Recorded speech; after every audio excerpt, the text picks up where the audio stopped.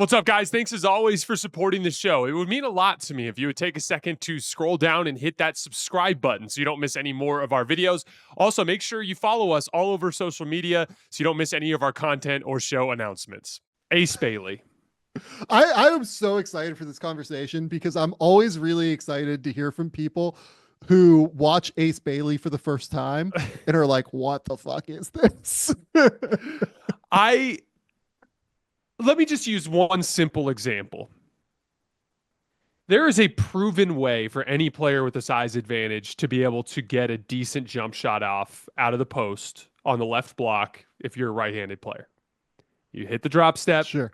and right after you make contact, you spin hard over that right shoulder, and you turn around and you plant that left foot and you lift off of both legs, and you're almost certainly going to have the separation you need, and it's up off of 2 feet. It's balanced.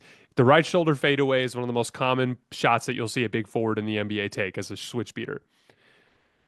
I saw a half dozen today where he somehow turned that into some wild fucking one-legged fadeaway where he spun over his right shoulder and then took a step back into the one-legged fadeaway. And I'm just like, why? Why are you doing that? I don't understand.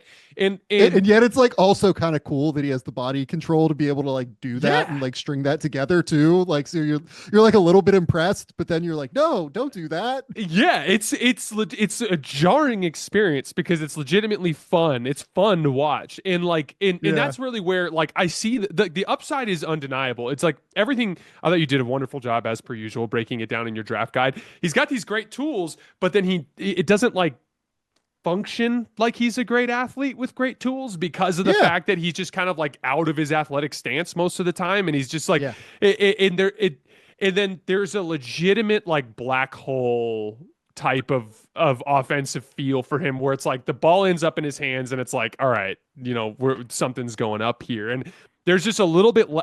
I view him as a guy that needs an enormous amount of refining, but that the upside is really there. And so he needs to go somewhere where he can be bad for a long time. And I kind of think so too. But I think that's where he needs to go. I think if he goes anywhere else, I think he could go really poorly, really fast. I want to be clear. This is not Emily Bates where it's he's skin and bones and barely 6'8" and just doesn't have the athleticism. Ace is much more physically prominent at the position. So there is real upside there, but I think he needs a reworking of several different kind of things in the way that he approaches the game. And I just view him as a very big project at this point. Yeah, I completely agree. But the project is the ceiling's very high if it works. Yeah. Oh yeah. Hell yeah. The ceiling's very high if it works. So yeah, first and foremost, just plays very upright is what worries me. Does not play with much bend, and he doesn't access the athleticism he has. You'll see him out in transition and he'll rise and throw down all these crazy dunks, but he doesn't play through contact well because he's getting out leveraged by everybody on the court because he just doesn't play with a lot of bend, right? Doesn't play with a lot of physical force right now, very much a finesse player, despite the fact that he has powerful, explosive athleticism, in his legs, you know what I mean? He has the ability to really rise up, but it doesn't play out that way in the half court because he loses the leverage game just about every single time. I use the idea of pad level, quote unquote, talking about pad level in football, right? Pad level matters in basketball too. Mm-hmm. Being able to out leverage guys really matters. He doesn't really do that. I mean, the shot selection's simultaneously amazing because you just wonder how he came to that decision. And also maddening and just insane. I don't really understand it in any way, shape, or form. I'm fascinated to hear what you think of the shot mechanics. I think the shot mechanics are super loose. Every jumper looks different, and some of them are catapulty, some of them he's shooting up into the air. Sometimes the release is quick and compact. Sometimes it's drawn out. There is, and this is one of the downsides of So let me use Trey Johnson as an example here, Sam, because I think this is a really fascinating basketball concept for young players to work on. Tough shot making doesn't mean you're taking really, really difficult jump shots. It almost always means you're doing something really difficult before the jump shot, And then you're taking your normal jump shot. There might be a slight fade, a slight drift, but more or less the energy transfer and the rise in fire should pretty closely mimic what you do in a catch and shoot situation. And that's what I get when I'm watching Trey. I'm watching a player who utilizes footwork and dribble combinations to get separation so that he can take Trey Johnson's jump shot every single time. Yes. Yes. Whereas with Ace, it almost feels like everything up to the tip of the release is different on a possession by possession basis. And I think that leads to streakiness. I think that having a consistent form that you lean on leads to more consistency. Whereas, like for the record, I think this is a big part of why LeBron has had so many changes in terms of like his consistency as a jump shooter in his career and why he's been so streaky. Mm, LeBron tweaks his release every damn year. yeah. Within the year, sometimes two or three times. It's Yeah. like, oh, it's 2015. We're watching LeBron. Wait, he's not taking a jump shot anymore. He's taking a set shot. Like, what's this about? Like, you're just like, but that's the thing. And Yeah. LeBron paid the price for that by being, LeBron's a better jump shooter than he gets credit for, but he was somewhat inconsistent and streaky as a jump shooter in his career because he fucked with his form all the time. And I think there's a little bit of Yeah. like, Ace needs to build his game around a jump shot and then the separation that leads to it, rather than it almost feels like each move has its own jump shot, if that makes sense. I completely agree with exactly what you're saying here. But the other piece of this, though, is that this all feeds into the idea for me that nothing that Ace does is easy on the basketball court. Like Jason Tatum was a guy that got like kind of pigeonholed with this a little bit at Duke. He would still find like easy shots at the rim from time to time, right? And part of what's made Jason Tatum so spectacular in the NBA is that he finds easy shots at the rim from time to time. He will take guys into the post and use his footwork to be able to like just beat guys to spots and then be able to get like a layup at the rim on a drop step or something, right? Like he is really good at utilizing the mismatch nightmare idea of being a mismatch threat. Ace Bailey does not do that. And that's my main worry. So doesn't really get to the rim all that often, takes under 2 shots at the rim per game, right?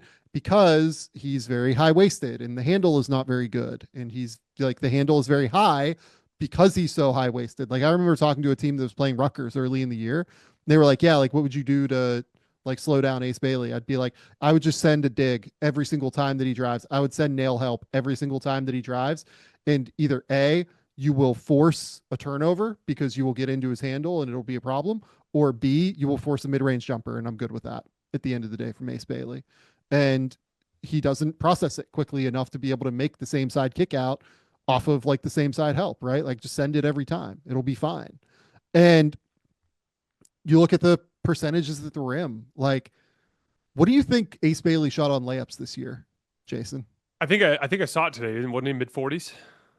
42% on That's layups. fucking crazy.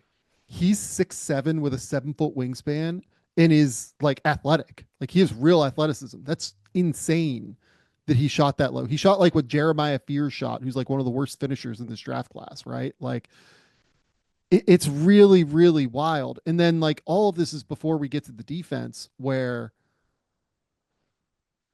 man, there are games where he's unbelievable. Like I thought he was so good in the Alabama game on defense. Like I thought he was amazing early in the season. I don't know if he just realized that there were a crazy number of scouts in the building or whatever, because there were, but like he was awesome. He was super switchable. He was aggressive. He was engaged in help. Like he had like 3 blocks. I think he had like a seal or two. Like he was really, really good in that game. And then like in the middle of Big Ten play, it was like, yeah, I'm just not going to tag this guy. Yeah, I'm not going to make this rotation. Maybe he's just like not seeing it. You know, teams really started to hammer him, realizing that, okay, if you run like an action at him, either he's just not going to like take the time to think through it, or like not going to be focused enough to be able to think through it, or he's just not going to, make the right read and you're going to be fine. So I worry about that piece of it for him too on defense. I mean, look, like all of these things is like the ceiling is that he can be the second best player in this draft class. Like if it all goes right, his ability to get to special jump shots off of step backs and pull ups and things like that, it's a genuinely elite skill. Like the creation of those jumpers is an incredible gift that he has, right? But there, it's just such a house of cards to me, man. Like I have ace at 6. If I was on the team side, like I would not be, even if I had like 7 or 8, I probably wouldn't be like banging the table for ace, honestly. Like it's just not my kind of player at the end of the day. And I understand that he has real star upside. I understand that like all of these things can improve. I'll say this too, like you're probably not in the weeds on this, but like the way he's handled his pre-draft process has been completely bonkers and like batshit. Um, the kid is like a really nice kid. He's like a everything I've been told. Like the intel on that side is like really nice kid. Teammates really like him. Like good kid.